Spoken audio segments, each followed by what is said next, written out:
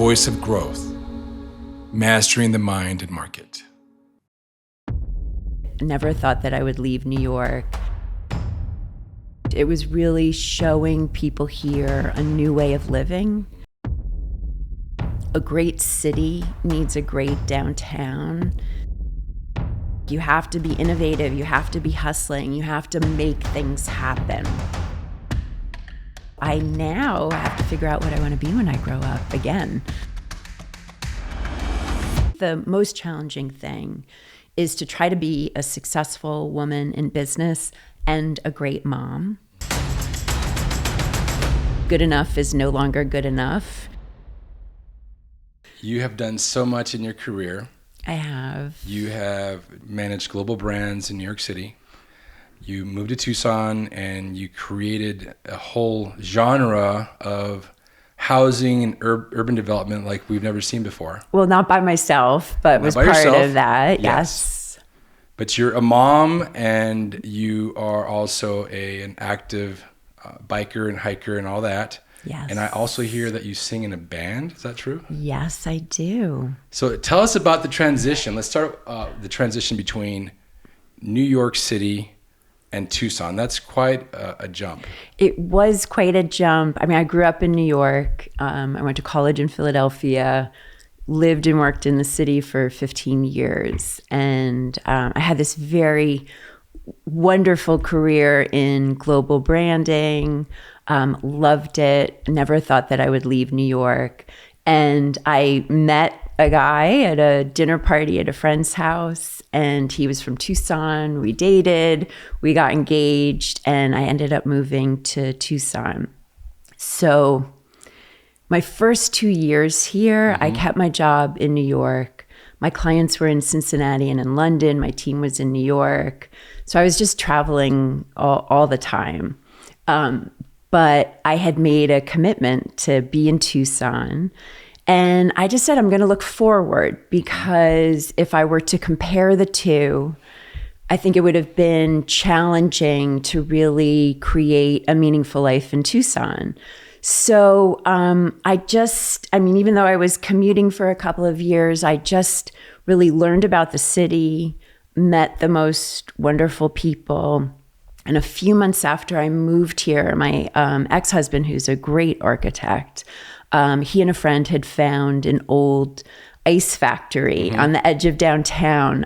This was in 2002. So if you recall, very little was happening downtown. I mean, there were like little pockets of things, but there was a desire in the community to see something happen. But I don't think people really knew how to make that start. Yeah. So being a New Yorker, when Rob said he thought this building would be great lofts, I didn't even think twice. I'm like, oh my God, yeah, that would be great. It's such a gorgeous building. It had the most beautiful bones on the edge of downtown. And so we had 2 other partners in it. We just went in full speed ahead, I guess. I was just going to do the marketing at the time because I was still working in New York. And it became such a big project. It was 51 units. We did all of our own sales. And so ultimately, I left my job in New York, got my real estate license here, and focused on that. So what I loved about that was it wasn't just a real estate project. It was really showing people here a new way of living. We created it as a branded lifestyle. We had a great graphic designer who came up with the slogan, "Living in Tucson just got cooler." Nice. And it was for the Ice House Lofts. So it was like perfect. And it got a surprising amount of publicity. It really was surprising to me. And I was our spokesperson. So what was lovely about that is it gave me a platform that I didn't even know I wanted, had not sought out, but just kind of happened. And I've always loved urban living. I think it's so important to be around people who are not like you, to exchange ideas randomly, to be able to walk places and not be so dependent on your car, to be able to bike if you want to. Really, when we have this wonderful university and our graduates were leaving, there was no place for them to really hang out. So I felt like a great city needs a great downtown. So I loved being part of the catalyst for that. It was interesting, exciting. It was an honor. And it really helped define me here as an innovator and an urban revitalist. So that was the transition, basically. That's fantastic. I love the idea of the New York City, we'll call it charm. Yeah. Charm, elegance, but also attitude. Because it's hard to do business in a new community. And as much as I love Tucson so much, it's hard to do business here. It is very hard to do business here. I think people here are very quick to accept mediocrity. And the thing that I love about New York is that so many people are trying to do their best. Like, to be successful in New York, you have to be innovative, you have to be hustling, you have to make things happen. And I mean, one of the things people love about Tucson is how laid back it is. Yeah. But from a business standpoint, it's too laid back. And sometimes I think we don't think we deserve nice things. And that's been a big frustration of mine. Like, when I ran for mayor, my slogan was "good enough is no longer good enough," because I felt that so often I would see things happening in Tucson and people are like, "Oh, it's good enough." I'm like, no, it's not good enough. Like, we deserve things to be excellent here, to be well designed, to be well thought out, to be well funded. And we far too often fall short of that here. Yeah, I see that a lot. Running a company in town, doing a lot of business coaching, and just being in the community, you see that. You see it, and then you see other cities. You travel for conferences and business. And I wouldn't call it envy necessarily, but there's a certain amount of wish that we had the same drive and almost posture than some of these big cities. Yes. I love Tucson. I love the old Pueblo, but I agree with you. I think we deserve better. And I think as a community leader yourself and the others that have been in your seat previously, the John Hudaks and Herbs and all that, I think that there's a whole resurgence. And they too are Renaissance men. You're a Renaissance lady, and I love that moniker for you. Thanks.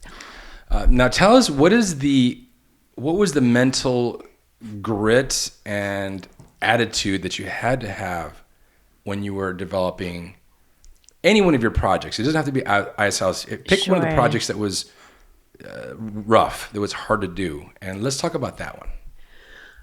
Well, so we have always done complicated projects. I've never done a single project here that was straightforward, buy property, create a plan, and get it done. I like real estate development. I like being able to create spaces. But the thing that I really like about what we've been able to do is always trying to show people something different. Make them think in a different way about where they're living or working. And so all of our projects have been super complicated. The Ice House Lofts, we had to rezone. I mean, we found that property. It was a dilapidated ice house from the 1920s that they'd stopped making ice in the 80s, and they had just done cold storage until a few months before we bought it. There were pigeons in it. The windows were blown out. It was next to the railroad tracks on the wrong side of the tracks. And we had 14 days from when we saw it to when we had to close on it. Wow. So if you can imagine the scramble for due diligence, and nobody had ever done a residential loft conversion in all of Arizona, and we had to rezone it. And then we had to convince people that this was a place that they would want to live. So there were so many challenges. We had 2 fires during that project. It was an old building. It was lined with cork, and and this very fibrous insulation. So just a spark from a torch set off the first fire. And then the second fire was even more dramatic. They had to close Union Pacific Railroad for a couple of hours. Wow. But the funny thing is we were able to kind of leverage both of those opportunities because it created even more publicity for us. And when we assured people, the first building that caught on fire, we actually were going to tear down. It was like a section of a building. Mm-hmm. So it hadn't harmed us, that much from a timeline. The other thing that was really challenging about that project was there was a whole group of especially older men. I would go to, many of the talks around, many of the organizations around town. I would talk about downtown. I would talk about our lofts. And some of them would come up to me afterwards and question me and basically try to tell me that I didn't know what I was talking about, that we were going to lose everything. Nobody wanted that in Tucson. And it was really shocking to me, especially coming from New York. There was such a good old boys network here who would poo-poo everything. Yeah. And luckily, I had the confidence and to look at them like they were crazy for thinking that I was crazy. But if I hadn't had that that confidence and that steely vision from being a New Yorker for so long, that could have been daunting. Yeah. And it was surprising. Why wouldn't people want something new and interesting for Tucson? And then we did another project on 4th and University. There was an old church. There is an old church there called the Trinity Church. Lovely congregation. The leadership was amazing. And they realized that as people turned to religion less and less, their congregation had shrunk. Mm-hmm. They had been a pillar of that community. And they had a huge building, a huge extra building, and extra land parking that they would never use. And they wanted to create financial stability for the church and do something interesting for the neighborhood. Mm-hmm. And they asked us to do a proposal. And we proposed an office building and a residential building, but it was in a historic preservation zone. And we had hurdle after hurdle about the height that we could do, the historic standards, and we're modernists. Yep. So our philosophy is when you have an old building, restore what you can, and everything that's going to be new, make really new, because the contrast between those two styles is like magic. I love that. And you see that all over Europe, where buildings are much older than they are here. And it makes these buildings relevant for generations to come. Mm-hmm. So we were trying to do that here, but people here often like what we call faux historic, where just like build something that looks old. And we don't really feel that honors historic at all. So it took us 10 years to rezone that property so that we could get one more story of height. 10 years? 10 years, yeah. It was 10 years. I guess it was 8 years to rezone. Yeah, but nonetheless, that's a long time. Yes. So that was really challenging. And people would come to the meetings and they were, we had this huge model. Now there's a great building there, right next to Time Market. It's enhanced the neighborhood, hasn't detracted from it at all. Super proud of that building, but really challenging. And then you run into crazy things, like there was a beautiful old mesquite tree on the parking lot. And it was in the middle of the parking lot. Like if we could have built a building around it, we would have, but we couldn't. And there were these protesters who literally chained themselves to the tree. And it was really... Wow. Yeah. I about 15 years ago, I spent some time working at Berkeley on a project with their accelerator.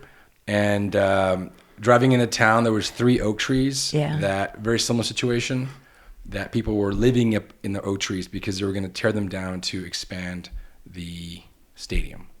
I get it. I get it too. I mean, I'm I love trees. I love nature. I understand.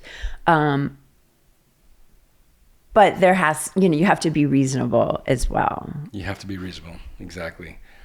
Tell us about the intersection of art and why art and community and kind of policy are all tied together for you. That is such a beautiful way of putting it. I really had not thought about it that way.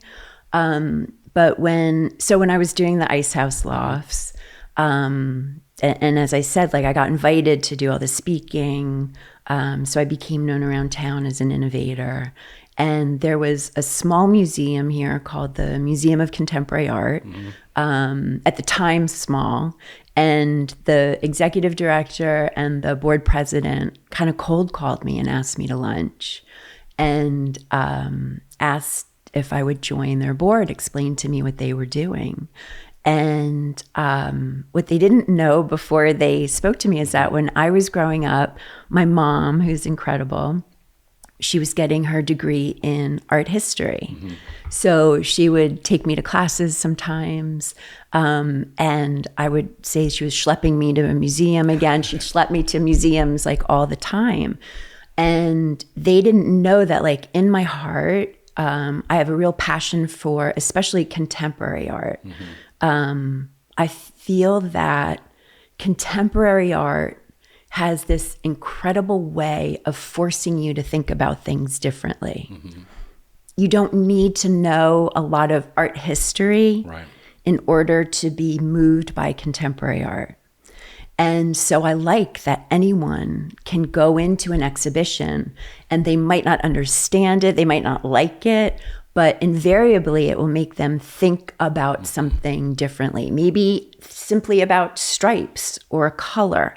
And if you think about art differently and you leave that museum, you'll then go into your life and maybe start thinking about other things differently. So for me, the power of art to change the way people think is extremely powerful. And so when they asked me to be involved with the museum, I was just coming out of the Ice House Lofts. I said, I have no time. I'm like working. I have a 2-year-old. They said, don't worry, it won't take that much time. And 6 months later, I was vice president, and then I was president for 6 years. And I've been involved with that museum for almost 20 years now. And we started with like just over $100,000 budget. We're now almost at $1 million budget. We're in this great old firehouse in Tucson, right downtown, 25,000 square foot building. And we present art that really challenges the way that people think. I felt at the time, I'd only been here maybe 3 years. I'd been here about 5 years at the time. I really felt like Tucson was in need of different ways of thinking. And I did not feel at the time that the other cultural institutions were really challenging the status quo. They were filling a need, but they weren't challenging the status quo the way that MoCA had been and was prepared to continue to do. So I just loved it. And I really used that as a platform for both downtown development and for reaching out to Tucsonans about come experience something that maybe is uncomfortable, maybe makes, isn't just pretty pictures, but is going to be dynamic for you. No, I love that. I love the idea of art moving you. Yes. And if I go to a big city and I have extra time, I always try to make it to one of the art museums. Yes. And I totally agree with you with respect to art history, right? You go into some of these and there's some art from 300 years ago and there's some context that you may not understand. But I also gravitate towards the more contemporary side. Yeah. And for me, I love the idea of how art can move you and inspire you in your everyday life. Yes, and exactly. That's brilliant how you took the big bold leap forward to bring that New York City charm to the old Pueblo? Well, it's funny because I think, a funny theme in my life is that although I love making things happen, some of the best things I've done, I was asked to make happen, which is really strange for me to reflect on. But like when I was in college, my RA suggested I audition for an all-female, all-original musical comedy troupe. And I would have never thought of that on my own. It literally changed my life to be part of something that was creative and so performative. It was and comedy. It was just really pivotal for me, and that was not my decision. When I worked at Interbrand, I was on the strategy side. I had these lovely little clients that I liked helping, and they asked me to run our Procter & Gamble business. And the first time they asked, I said, I really like helping these smaller companies. I feel like I have real impact. And they asked me a second time, and I said the same thing. And the third time they said, we're really not asking. Like, we think you're the one that needs to run this business. So, can you please do it? And running that business and growing that into our largest global business at the time, and Interbrand was the largest branding firm in the world at the time. That was, so proud of that. And it was such an incredible experience, but it was not my choice. Like, I had been asked to do that. And once I was in it, I always try to do my best. So same thing with the Ice House, same thing with Mocha, same thing with running for mayor. When I was leaving New York, I was with my college girlfriends. And I said, I'm like 34 years old. I said, I'm going to Tucson. Rob's the only person I know, really. I mean, I had met a couple of other people. Yeah. I said, what if I don't make friends? And my friend Jill turned to me. She goes, oh, please, before you know it, you'll be mayor. And who knew? But really, from almost like 2 years after I moved here, people would ask me to run for mayor. So it was over 10 years that people asked me to run for mayor, and they didn't say school board, they didn't say city council. Yeah. It was so interesting. So yeah, sometimes I think there's good lessons being a New Yorker and knowing how to make things happen, but also the lesson from Tucson is that sometimes if you allow things to happen, beautiful things can happen as well. Yeah, I use the example, maybe this is because I'm a Boy Scout and a hunter and a camper. I use the example of fire. So to make a fire, you need fuel, you need oxygen, and you need spark. Oh, yeah. Those three things, right? And I think you and I are cut from the same cloth because I may not be the original spark guy. The ideas, I have original ideas, but it's not like my thing. And then on the fuel side, this is the heavy lifting. This is like the more operation side. But then the oxygen side, where you make things happen. Yes. I think that's where you are as well. Yes. Again, that is like a beautiful way of putting it. That like sums it up exactly. And you do need all three of those things. So let's go back. Let's focus on the Interbrands, because you mentioned some things that were really important. This podcast is about the market. So all things business, strategy, operations, all that business stuff, right? And the mindset. How important is mindset in general? And I'm using the Interbrands as an example, but it could be open to anything else. How important is mindset in growing a business and being successful in life? I mean, I think your mindset is really the key for that. There are a lot of talented people who maybe know the mechanics of running a business or making a business happen, but there aren't that many people who wake up in the morning with a drive to make things happen. I happen to love managing people. A lot of people don't like managing people. I had a team of strategists and designers, and even though I was working for Interbrand, I felt like my team was my company, and I would wake up in the morning, I would take a shower, and I'd be thinking about like all the ways that I was going to motivate them, how we were going to organize. We had our Monday morning meeting, setting the tasks, and also the inspiration. So, there's the tangible, and then there's the intangible. I think being able to inspire people, understanding what motivates people, and then being able to use that to create great results is largely about mindset. You have to also really want to do that. Some people like just working by themselves.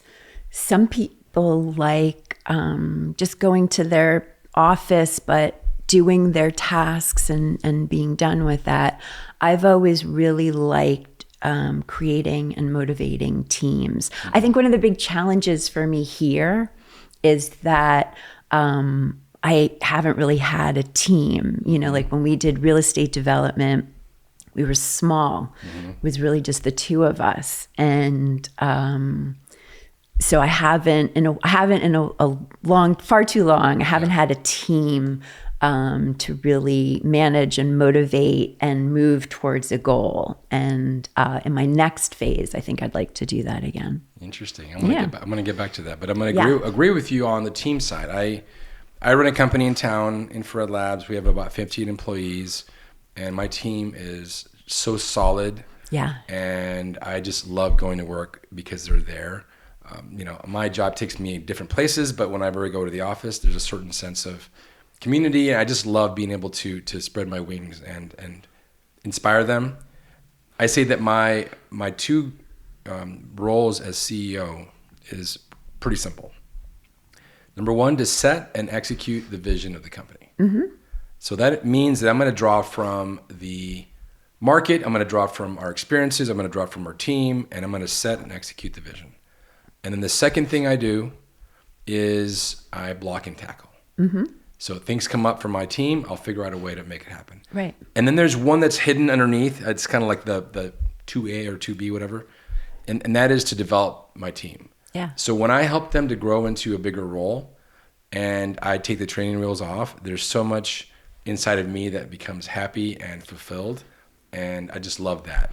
Well, it's funny because I think, like even before I was a mom, I had that same kind of pride for my team. Like you want to lead by example, create parameters that, they can then operate within, and then watch them do that on their own. And I had the greatest team. I'm still friends with many of them, and then when I had my daughter, I kind of did the same thing. But you have a similar pride about being able to guide your team in the same way you guide your children.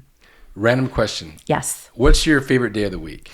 Oh, I don't think I have one. Also, because I work for myself in a fairly contained way, the days tend to blend.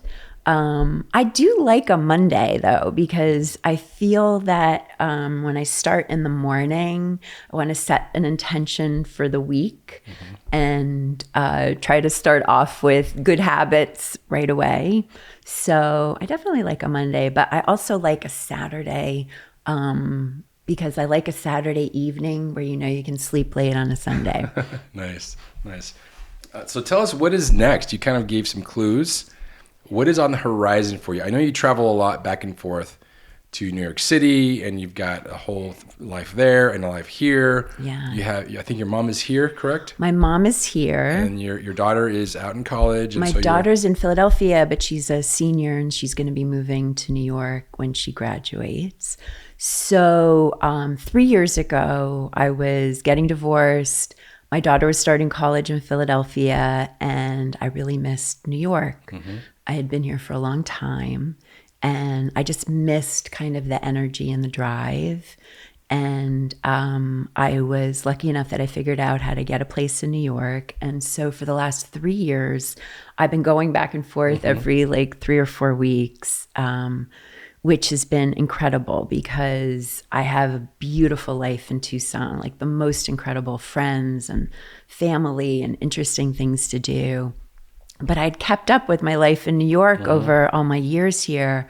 And I have a lovely group of friends and great family there.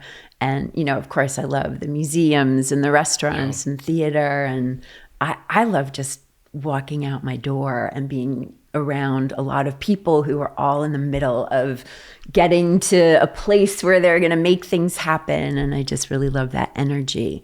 So I had 3 years ago, I had a 5-year plan where I was going to do a bunch of about 5 projects here and then likely shift to New York. But 2 of them we sold, and 3 of them were with a business partner I had that is not trustworthy, and I exited that. So I now have to figure out what I want to be when I grow up again. Nice. And in the same way I had to reinvent myself moving from New York to Tucson, I'd like to do something that is either more remote or more New York based. And in my notes app, I have a long list of things I'm going to explore from I had once done the keynote speech at the Vail Chamber of Commerce. And I have a friend who wants me to turn that into a TED Talk and become a public speaker, which I would love to do. And the theme of that, there's a book that I could write and a podcast that I could do. There's like 3 other books I might write. I have an idea for a Broadway musical. Wow. And this will be a long-term project, but one day I am going to make that happen and I can't wait. And then other things like consulting. I was not planning on doing real estate development in New York, but sometimes I pass like a beautiful 10-story building, not a 30-story building, but like a 10-story. And I'm like, oh, I would love to find like a place where I could do something like that in New York. So I am like truly in limbo right now, which is not comfortable for me. So I'm breathing through it. And then I'm going to figure out what's next. Well, something tells me, Randi, that whatever you decide to do, whether it's one thing or 10 things, you will be successful at that. Well, thank you. I hope so. Thank you. I appreciate that. It's clear as day. You have that drive, that momentum, that grit. Thank you. That I think is so important. Thank you. We are going to take a magic phone. You probably know where this is going. And I'm going to call a number, and it's going to be Randi Dorman at 18 years old. Okay. And you are going to get to tell Randi at 18 years old some level of advice. What would you tell Randi? Oh, I think I would tell Randi which stocks to buy for sure, so that the future was even financially brighter than it is now. I mean, I think that would be a great thing to do. I think for me, I would tell myself not to worry so much, because I think that I spent a lot of time feeling. It's interesting because I have confidence in my abilities and I have confidence in who I am. But yet still, like throughout my life, I was anxious about a lot of things, worried about a lot of things. I always wished that I had a crystal ball so that I could know what was going to happen. Yeah. And I think if I just told myself everything is going to be fine, at every point you're going to be fine, and more than fine in most cases, I think that would be the most important to tell. And when Sky was growing up, we're not religious, but I do feel like it's important to have kind of a platform for who you are. So I created our family philosophy, which we shortened to FGH: fabulousness, gratitude, and humor.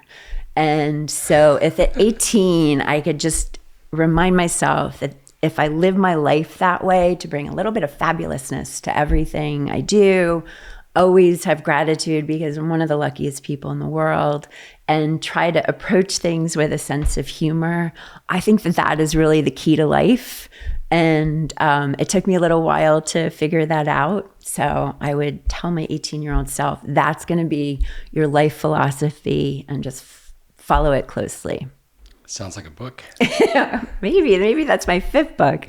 Yeah, sounds like a book. No, that's a great philosophy. You know, I did a short podcast when I went to visit my mom and grandmother in Douglas for Thanksgiving about gratitude. Oh yeah, it's so and important. How gratitude is, half of gratitude is selfishness, and half of it is selflessness. What do you mean selfishness? So when you're grateful for something, it's very much an internal, that you are grateful for something. Okay. And I think that selfishness is not a bad thing in that sense. Okay. Because if you think about when you fly, put your mask on first before you put your kid's mask on, right? Right. Take care of yourself, get yourself in a good place. And then the selfless part is when you start to spread your wings and do something about being grateful. So I always kind of see that two sides of it. I would not call that selfish, though. I would call that self-care. And I think there's a difference, because no matter what, there's a negative connotation to selfishness, that it's actively doing something that's only oriented towards you and exclusive of everyone else. But I think that self-care is something that, we have to learn to be better at. For sure. So I think gratitude is really self-care instead of selfish. Okay. So that's my take on it. We're going to take that same phone and we're going to call Randi Dorman at 88 years old. Yeah. And we're going to get to ask that Randi some questions. Okay, so I would ask myself, what did I end up doing when I grew up? And also, I'd really like to know if maybe what my romantic future is. So at 88, I want to live to 109, because I really like the bicentennial and I like to be at the tricentennial. And I really just never want to leave my daughter. She's my favorite person in the world, and I want to see every possible part of her life. So 88, I want to make sure that I still am running and paddleboarding. I kind of want at 88 to know, like, am I almost the same as I am right now at 58? Yeah, and that was super arbitrary, the age. But yeah, to me, it's a reflection of, like, it's a certain amount of aspirational, right? You want to see where you're going, but there's also a curiosity, because every day we get to make the choice of how we spend the day, how we spend our energy. And I think that it's clear from your numerous awards, from the accolades, from the physical, beautiful buildings that you've been part of growing, all these things, there's no doubt in my mind that you're going to continue to be that person for yourself, for your daughter, for your friends and family, and for your community. Thank you. I hope so. I think that I've been very lucky to be able to have impact. And I guess, like, at 88, I'd kind of want to know, what would I have wished to have done more of and less of? And where was I able to have impact? I think one of the other beautiful things about Tucson is, there's always more that needs to be done. And individuals or small group of individuals really have an ability to have impact here. In a way that you can't in New York, or is harder in New York. Yeah. So I've had the fortune of being, a biggish fish in a smallish or mediumish pond. And in New York, I'm trying to figure out how to be like a medium fish in a huge pond. But the opportunities I've had here in leadership, in being president of a museum, I would have never been able to do that in New York. running for mayor. I don't know that I would have done that in New York. All these things that I've learned about myself here.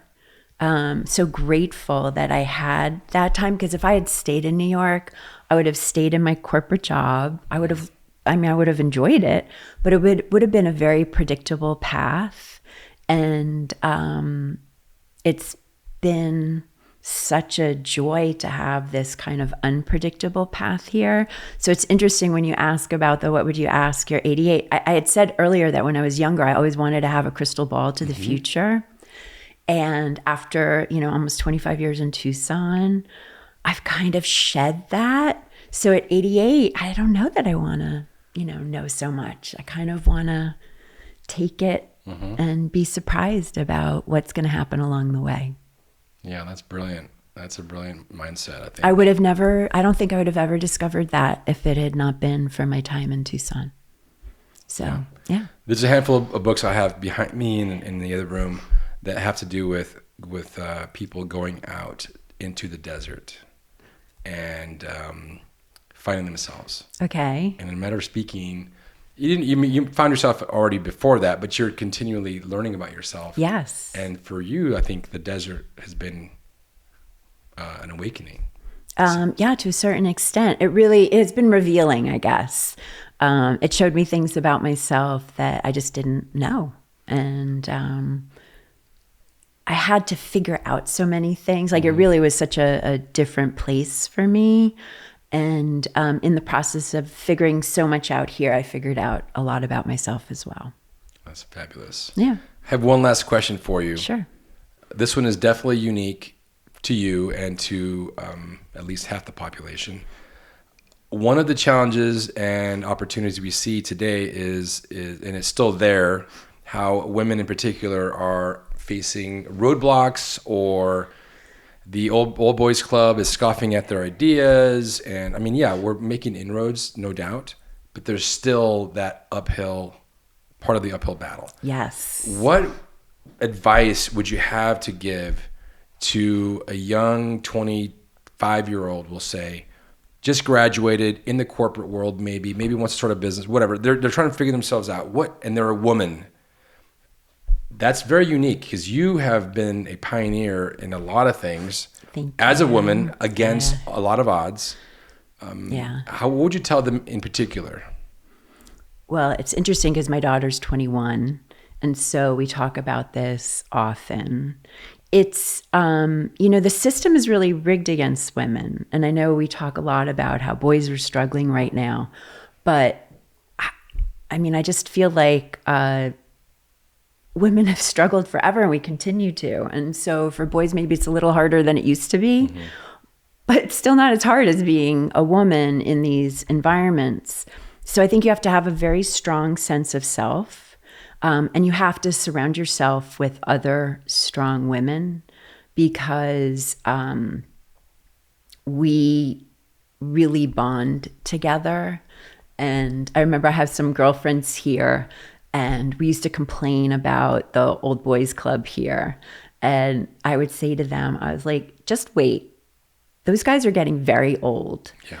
And they're gonna be gone and irrelevant at some point, and we're gonna be the leaders. Like, just do your thing, and you'll see. And it was true. Those voices ultimately get drowned out. I think the most challenging thing is to try to be a successful woman in business and a great mom. It's either like win-win or lose-lose, depending on how you look at it. So when Sky was a baby, I was here, and we were doing the ice house, and my mom was a stay-at-home mom, and she always, took great care with us and spent a lot of time with us. And I wanted to do that, but I also really wanted to make my mark and do something interesting and be, financially contribute. So I was lucky because we worked for ourselves. I had a pack and play in our office. I had a babysitter sometimes, but I would bring her to work with me. And people knew, like I have people who live at the Ice House or bought places at the Ice House, and they remember that Sky was a few months old, and when they were signing their contract, when I had to sign, they would hold her, and when they had to sign, I would hold her, and we'd pass her back and forth. And now they see her in town at 21, and they can't even believe the time. I remember I was meeting with Bob Walkup, who was the loveliest mayor at the time, and he wanted to meet at a certain time. I said, Bob, I don't have a sitter at that time. If that's the only time you can meet, I have to bring Sky. He's like, bring Sky. So as a baby, Sky was in, meetings with the mayor. She would run around me when I was giving speeches at MoCA. I was able to really incorporate her into my life. But that was because I worked for myself here. And it was very hard. I mean, that was like a big balancing act. Yeah. So if you have a job where you're working for somebody else and you have to hire help, it's expensive. I think that if, as a country, we figured out childcare, our economy would boom, women would thrive, and families would thrive as well, because you have to have quality childcare. You also have to have a work environment that is set up for families. Yeah. I'm not even going to say for women, set up for families. Like, these are things that hold us back. And why do we allow that? So, as I'm shifting towards New York, I'm trying to look at where I can have some impact. And there are some great organizations that are really trying to figure out how to advocate for better childcare and how to create a different system that is more conducive to families being successful, not just men. Well, it's very powerful. So, and I hope in your new role, we were shifting more towards New York City, you still keep a foothold in Tucson. Yes. I mean, I love it. I love it, love it. So I will for sure.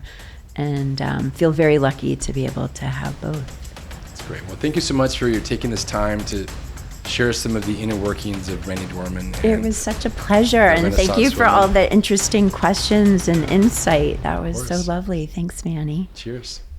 Great to see you. Yes. Thanks.